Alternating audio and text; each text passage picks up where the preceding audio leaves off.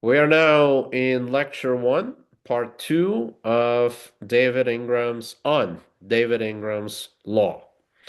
Here we're going to look at there are two main traditions in thinking about what law is: the natural law theory and legal positivism.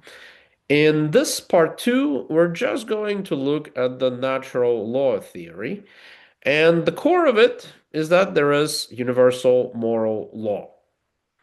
After we look at that, we're also going to examine three criticisms of the natural law theory.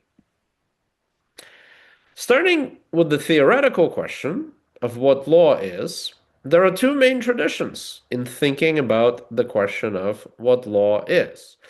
One, natural law theory. Two, legal positivism. In this part of the lecture, we're only going to look at the natural law theory. The claim of the natural law theory is that there is a universal moral law, that it is what human nature is, and that it is nature as such, and that this natural law is part of nature in general. Very much in the same sense that there are physical laws of nature studied by the natural sciences.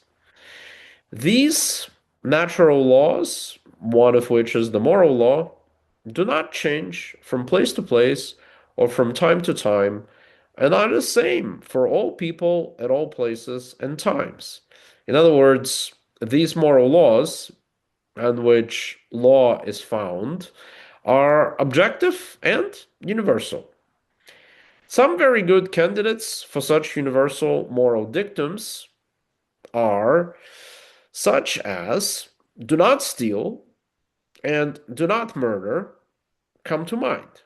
Right? So those are the two candidates for the universal moral laws. Do not steal, do not murder. And let us note right away, in response to a skepticism about the validity of those two candidates, that acts like self-defense are not considered to be murder, nor is something like government taxation considered to be theft. So, not all forms of killing or property taking are murder or theft. And here, of course, there is room for debate as to whether a particular act of killing is in fact murder or not, or whether a particular act of taking someone's property are theft or not. In other words, murder and theft are concepts or principles or laws, moral laws. And while we can be more or less clear about the definition of these concepts, it is another matter altogether how to apply them, or deciding which specific acts belong under one concept or another. At any rate, the point here is that it is not strange to think that there are universal laws of morality that constitute nature, such as prohibition of murder and theft, with room for debate about which specific acts fall under these concepts and which do not. And as a follow-up move upon that thought, in the natural law theory, one can also claim that laws, in the legal sense, are only just if they embody or reflect these universal moral laws of human nature.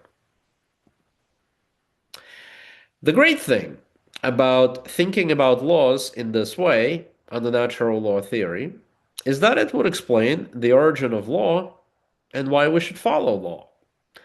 Laws reflect universal morality. The other great thing about thinking of laws in this way is that we have a ready explanation about how an existing law could be unjust. It would be unjust if it does not reflect or opposes the universal moral laws of nature. The criticisms that Ingram offers of the natural law theory as the ultimate account of law are basically three. One, it seems that there's no agreement about what the universal laws of morality are. based on which laws are and should be constructed. Two, the second criticism. Such universal laws would be too general and too vague to guide in making specific laws of specific territories. The second point seems to be an echo of that even if we all agree that there is a universal law that prohibits murder and theft, it must still be enacted with significant differences on different territories, according to their specific circumstances.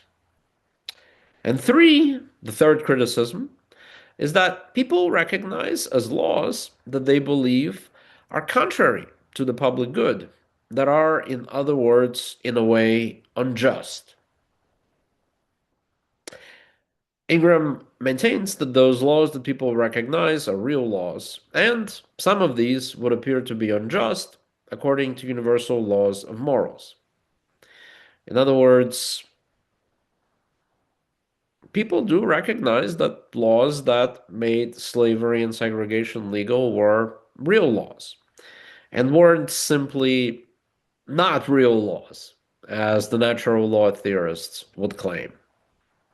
So these are the three criticisms of the natural law theory.